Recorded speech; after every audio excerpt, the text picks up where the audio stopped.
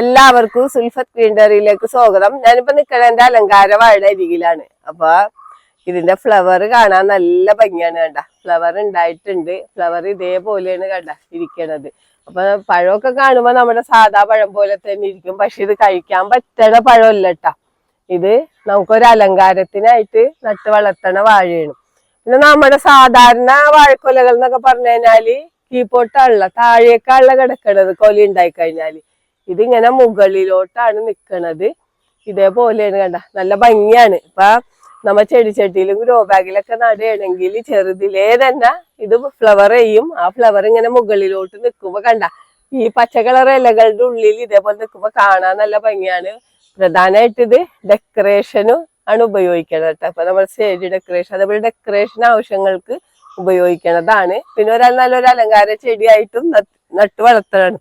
നമ്മുടെ കണ്ട സാധാരണ വാഴയിലേക്ക് പോലെ തന്നെയാണ് ഇതിന്റെ വാഴയിലേക്ക് ഇരിക്കണത്. കണ്ട നല്ല വലിപ്പമുള്ള വാഴയിലേക്ക് തന്നെയാണ്.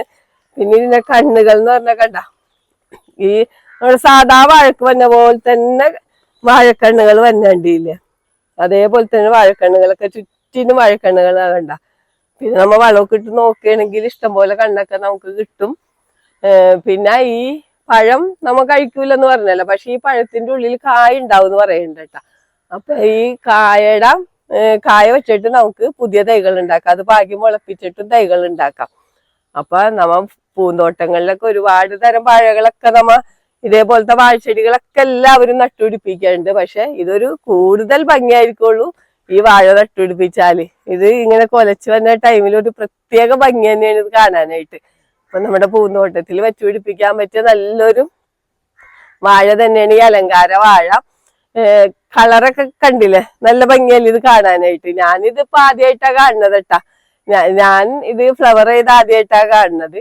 പക്ഷെ നിങ്ങക്ക് ചെടിച്ചട്ടിയിലോ ഗ്രോ ബാഗിലോ ഒക്കെ നമുക്ക് ഗാർഡന്റെ ഫ്രണ്ടിലൊക്കെ ഈ വാഴ വെച്ച് പിടിപ്പിക്കാം.